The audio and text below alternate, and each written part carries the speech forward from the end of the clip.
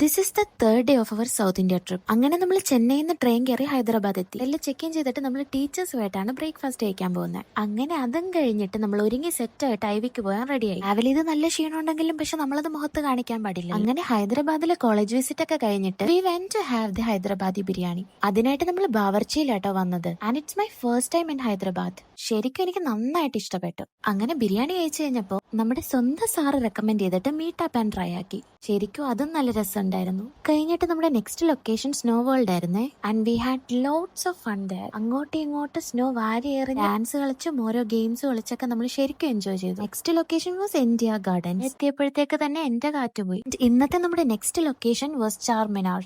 എന്റെ പൊന്നോ, എന്നാ ക്രൗഡഡ് ആയിരുന്നെന്നറിയോ. ലിറ്ററലി ഒരുങ്ങി സെറ്റായി കുറെ ഫോട്ടോസ് എടുക്കാൻ പോയെങ്കിലും ഒന്നും നടന്നില്ല. Then we went to Pista bakery. അവിടെ വെച്ച് കണ്ടതാട്ടോ ഈ ചേട്ടന്റെ ട്രീറ്റ് ആയിട്ട് നമുക്ക് ഇതൊക്കെ മേടിച്ചു തന്നു. എന്ത് നല്ല മനുഷ്യനല്ലേ. എന്നെ അവിടെ കൂടെ നടന്നപ്പോ സാധനം കയ്യിലുണ്ടോ എന്ന് ചോദിച്ചില്ലെങ്കിലും വി മെറ്റ് അനദർ മലയാളി. അങ്ങനെ നമ്മൾ ശതാബിൽ പോയി ഡിന്നറും കഴിച്ചു. കഴിഞ്ഞപ്പോ എവിടെ നിന്നില്ലാത്തൊരു മഴ വന്ന് റോഡ് ഫുള്ള് മുങ്ങിപ്പോയി. ഭാഗ്യത്തിന് കൊടയും റെയിൻകോട്ട് ഒന്നും ഇല്ലാത്തത് കൊണ്ട് നമ്മൾ അവിടെ വെയിറ്റ് ചെയ്ത് നിന്നു. ലാസ്റ്റ് നനഞ്ഞു വാരി ഹോട്ടലിലേക്ക് തിരിച്ച് ഇങ്ങനെയാണ് വന്നത്.